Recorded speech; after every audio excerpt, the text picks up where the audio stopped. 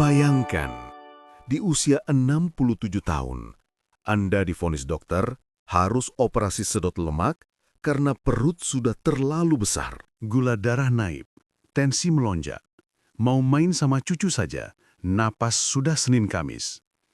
Itu yang dialami Pak Sutrisno 3 bulan lalu. Lingkar perutnya 105 cm. Tapi hari ini, Pak Sutrisno adalah orang yang berbeda. Tanpa operasi, tanpa lari-lari yang menyiksa lutut. Perutnya susut 15 cm. Ini bukan sihir, ini sains. Sebelum lanjut, tulis di komentar dari kota mana Anda dan berapa usia Anda sekarang. Like video ini dan subscribe agar kita bisa saling dukung dalam perjalanan sehat di usia emas. Dan hari ini, saya akan bongkar total rahasia dapurnya yang selama ini disimpan rapat. Tonton sampai habis, karena mungkin video ini akan menyelamatkan masa tua Anda. Assalamualaikum warahmatullahi wabarakatuh. Salam sehat untuk Bapak dan Ibu semua dimanapun berada. Saya Dr. Darmawan dan selamat datang kembali di channel Sehat Bahagia Usia Senja. Bapak Ibu, sebelum kita melangkah lebih jauh, saya ingin bicara dari hati ke hati. Jujur saja, berapa kali Anda bercermin pagi ini, memegang perut Anda dan menghela napas panjang? Anda mungkin membatin, dulu waktu muda, saya makan segunung nasi padang pun badan tetap kurus. Tapi sekarang, minum air putih saja rasanya langsung jadi daging di perut. Anda tidak sendirian. Faktanya, data kesehatan terbaru menunjukkan 7 dari 10 lansia di Indonesia mengalami obesitas sentral atau perut buncit. Dan sedihnya, sebagian besar dari mereka, mungkin termasuk Anda, terjebak dalam kesalahan fatal yang justru memperburuk keadaan. Apa kesalahannya?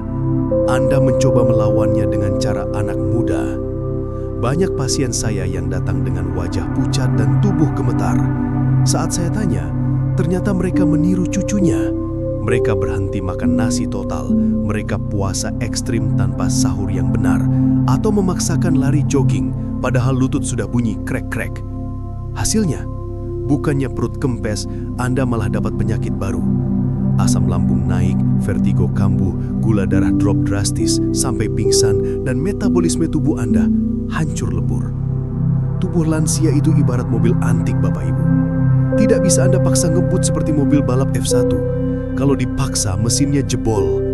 Tubuh lansia butuh strategi yang lembut, cerdas, dan penuh kasih sayang. Dan ingat, ini bukan cuma soal penampilan. Ini bukan sekedar soal baju batik lama yang tidak muat lagi saat mau pergi kondangan. Ini soal nyawa. Lemak yang menumpuk di perut Anda itu adalah bom waktu. Itu lemak visceral. Dia tidak diam saja. Dia aktif memproduksi racun peradangan yang merusak pembuluh darah, memicu diabetes, dan memperberat kerja jantung. Pernahkah Anda merasa sholat jadi tidak khusyuk karena susah ruku dan sujud terganjal perut? Pernahkah Anda ingin menggendong cucu, tapi baru 2 menit punggung sudah mau patah? Itu tanda tubuh Anda berteriak minta tolong. Pak Sutrisno, yang kisahnya saya angkat hari ini, adalah cermin dari jutaan lansia di luar sana. Beliau sempat putus asa, tapi beliau berhasil membalikkan keadaan bukan dengan menyiksa diri, tapi dengan memahami cara kerja tubuhnya yang sudah senja. Jadi tolong, lupakan semua diet menyiksa yang pernah Anda dengar. Simpan sepatu lari Anda yang bikin lutut sakit itu. Kita akan gunakan cara yang berbeda, cara yang santun pada tubuh, tapi kejam pada lemak. Anda siap mendengarnya? Saya tidak akan pernah melupakan Selasa sore itu. Hujan deras, dan pintu ruang praktek saya diketuk pelan. Masuklah, Pak Sutrisno. Jalannya diseret. Napasnya terdengar berat, ngos-ngosan. Padahal, beliau hanya berjalan dari parkiran ke ruangan saya yang jaraknya tidak sampai 10 meter. Beliau duduk, lalu menatap saya lama sekali, sebelum akhirnya bicara. Kalimat pertamanya bukan tentang penyakit, tapi tentang harga diri. Dok, saya malu. Saya merasa bukan lagi kepala keluarga yang gagah. Saya merasa jadi beban. Pak Sutrisno adalah pensiunan kepala sekolah. Dulu beliau aktif, tegap, disiplin. Tapi hari itu, lingkar perutnya mencapai 105 cm. Bayangkan Bapak Ibu, itu bukan sekadar angka. Itu adalah beban seberat karung beras yang beliau ikat di perut dan dibawa tidur, dibawa mandi, dibawa sholat 24 jam sehari. Beliau bercerita satu momen yang menghancurkan hatinya. Minggu lalu, cucu kesayangannya ulang tahun. Si cucu minta digendong. Saat Pak Sutrisno mencoba mengangkatnya, pinggang beliau nyari hebat sampai hampir jatuh. Cucu beliau menangis ketakutan dan dengan polosnya bertanya, "Mbah Kung kenapa? Apa karena perut Mbah Kung besar kayak balon mau meletus, jadi Mbah nggak kuat gendong adek?" Pertanyaan polos anak kecil itu menampar beliau lebih keras dari vonis dokter manapun. Beliau masuk kamar dan menangis. Secara fisik, kondisi Pak Sutrisno adalah bom waktu yang detiknya tinggal sedikit. Dokter sebelumnya sudah angkat tangan. Beliau divonis menderita sindrom metabolik akut. Tekanan darahnya 160/100, sangat berisiko stroke. Gula darah puasa 280, gerbang menuju diabetes permanen. Dan lututnya sudah radang parah atau osteoartritis karena menopang bobot tubuh bagian atas yang terlalu berat. Dokter tersebut memberikan 2 pilihan pahit, Bapak minum 5 jenis obat seumur hidup, atau Bapak operasi sedot lemak atau liposuction dan potong lambung. Bapak Ibu bisa bayangkan, operasi di usia 67 tahun, risikonya nyawa, biayanya ratusan juta. Pak Sutrisno hanya pensiunan guru, uang pensiunnya pas-pasan untuk makan dan listrik. Beliau merasa terpojok. Hari itu, beliau bilang ke saya, "Dok, ini usaha terakhir saya. Kalau dokter bilang tidak ada jalan lain selain operasi, saya pasrah. Mungkin memang umur saya tidak panjang." Mendengar itu, hati saya tergerak. Saya tahu tubuh Pak Sutrisno bukan rusak permanen. Tubuhnya hanya tersesat, apinya padam, salurannya tersumbat. Yang beliau butuhkan bukan pisau bedah, tapi harapan dan cara yang benar. Saya tatap mata beliau dan berkata, "Pak Tris, simpan uang Bapak. Jangan menyerah dulu. Beri saya waktu 60 hari. Kita perbaiki mesin tubuh Bapak pelan-pelan. Kita bakar lemak itu dengan cara yang Allah sediakan di alam, bukan dengan pisau operasi." Dan di titik itulah, transformasi ajaib ini dimulai. Bapak Ibu, pernahkah Anda merasa curiga? Tetangga Anda yang masih muda, makan gorengan tiap hari, tetap kurus. Sedangkan Anda makan nasi setengah piring saja, besoknya timbangan langsung naik 1 kilo.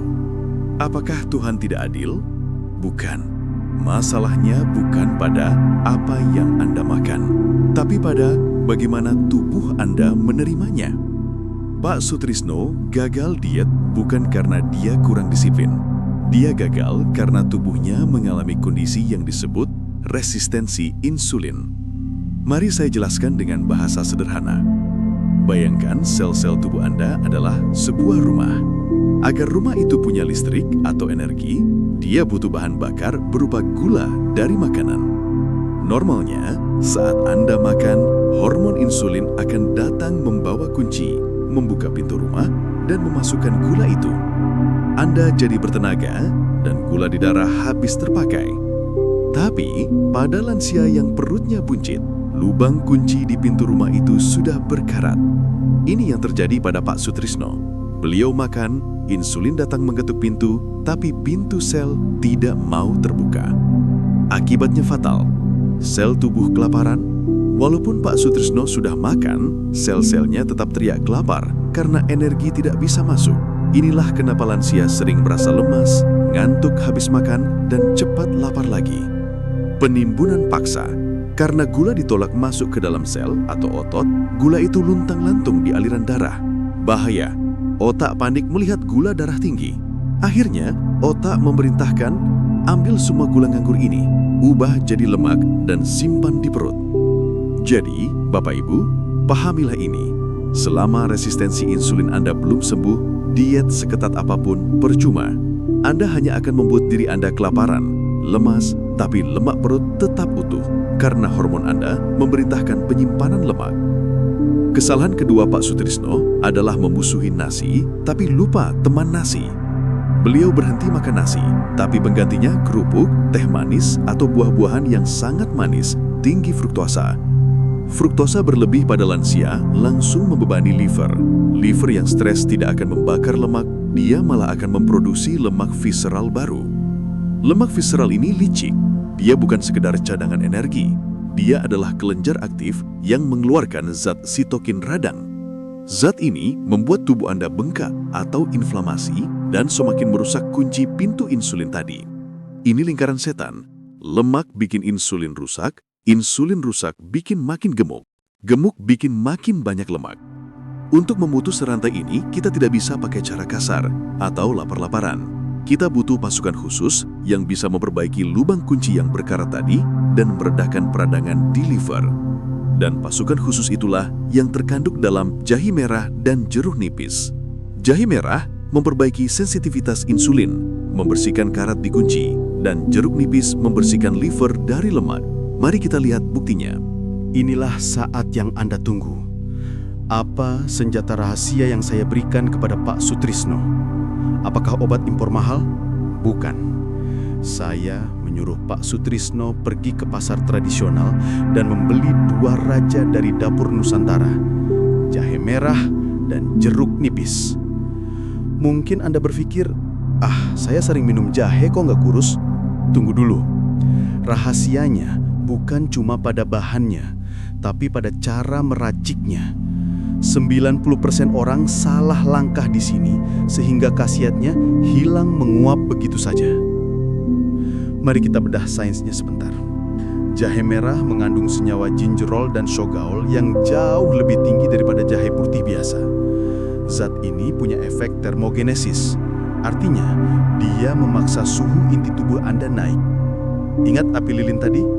Jahe merah ini adalah bensin yang menyiram api lilin metabolisme Anda agar berkobar lagi. Dia memaksa tubuh membakar kalori hanya untuk mendinginkan diri kembali. Lalu, jeruk nipis. Ini bukan sekadar asam. Asam sitrat di dalamnya bekerja seperti sabun cuci piring pada lemak yang menempel di piring kotor. Dia membantu meluruhkan lemak visceral di pencernaan dan membersihkan liver yang berlemak. Nah, ini resep rahasia Pak Sutrisno. Tolong catat, jangan sampai terlewat satu detail pun. Langkah pertama, siapkan jahe merah. Ambil seukuran jempol dewasa, sekitar 3-5 cm. Cuci bersih, sikat kulitnya, tapi jangan kupas kulitnya sampai habis. Di bawah kulit itulah tersimpan enzim terbaiknya. Lalu, geprek atau memarkan sampai pipih. Jangan di blender halus, kita cuma butuh sarinya keluar, bukan ampasnya. Langkah kedua, ini kuncinya, suhu air. Bapak Ibu, tolong dengarkan saya. Jangan seduh jahe dengan air mendidih 100 derajat Celcius. Air mendidih akan membunuh enzim hidup dalam jahe. Rebus air sampai mendidih, lalu matikan api. Diamkan dulu sekitar 3-5 menit sampai uapnya tenang atau suhu turun ke 70-80 derajat Celcius. Ini suhu emas. Masukkan jahe geprek ke gelas, tuangkan air hangat tadi. Langkah ketiga, inkubasi. Jangan langsung diminum. Tutup gelasnya, diamkan 5-7 menit. Biarkan air tawar tadi berubah perlahan menjadi kuning kemerahan. Biarkan saripati jahe keluar secara alami. Langkah keempat, sentuhan akhir. Setelah airnya hangat kuku, bisa diminum, baru potong 1 buah jeruk nipis, peras airnya ke dalam gelas. Kenapa belakangan? Karena vitamin C dalam jeruk nipis akan rusak total jika kena air panas di atas 60 derajat Celcius. Jadi, pastikan airnya sudah hangat, baru masukkan jeruknya. Aduk rata, boleh tambah sedikit madu murni kalau punya mah. Minum ramuan ini setiap pagi saat perut masih kosong 30 menit sebelum sarapan. Saat cairan hangat ini mengalir di kerongkongan Pak Sutrisno setiap pagi, rasanya nyes di perut. Hangat, nyaman, dan tanpa beliau sadari, mesin pembakar lemak di dalam tubuhnya mulai menyala kembali. Bapak Ibu, 1 gelas jahe jeruk nipis tadi memang pemantiknya. Tapi api tidak akan menyala lama kalau tidak kita jaga kayu bakarnya. Pak Sutrisno berhasil turun 15 cm bukan hanya karena minum ramuan itu, tapi karena beliau mematuhi 5 hukum jari lansia yang saya buatkan khusus untuk beliau. Jangan khawatir, ini bukan suruhan lari maraton atau angkat besi. Ini kebiasaan kecil yang justru membuat hidup beliau lebih nikmat. Pilar 1, jalan kaki 15 menit setelah makan. Perhatikan kata kuncinya, setelah. Dulu, habis makan, Pak Sutrisno langsung duduk nonton TV atau ketiduran. Itu kesalahan fatal. Gula dari nasi langsung numpuk jadi lemak. Sekarang, setiap habis makan pagi, siang, sore, beliau wajib jalan santai. Ingat, jalan santai saja seperti orang keliling mall selama 15 menit. Bisa di teras, di ruang tamu, atau keliling kompleks. Secara medis, ini ajaib. Jalan kaki ringan saat perut terisi akan menarik gula darah langsung ke otot kaki untuk dipakai gerak. Hasilnya, gula tidak sempat dikirim ke perut untuk jadi lemak. Pilar 2. Makan sering, porsi piring lepek. Lansia tidak boleh kelaparan, tapi tidak boleh kekenyangan. Saya minta Pak Sutrisno makan 5 kali sehari. Loh kok banyak? Tapi porsinya cuma seukuran piring lepek, alias piring kecil alas cangkir. Dengan cara ini, api metabolisme beliau tetap menyala stabil sepanjang hari. Tidak pernah padam, tapi juga tidak pernah disiram bensin berlebihan. Beliau tidak pernah merasa tersiksa lapar.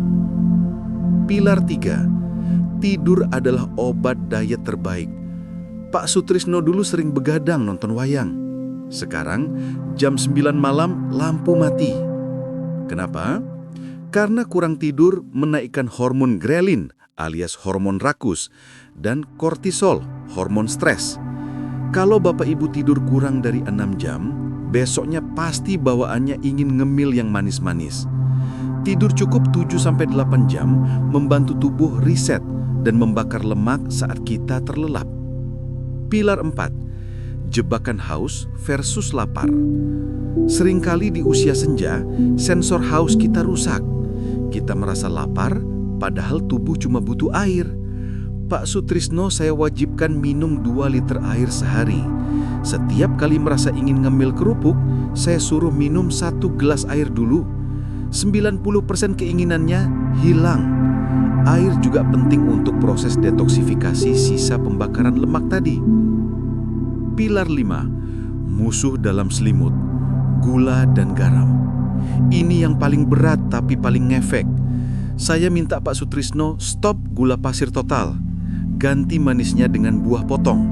Dan kurangi garam setengah dari biasanya. Garam itu mengikat air.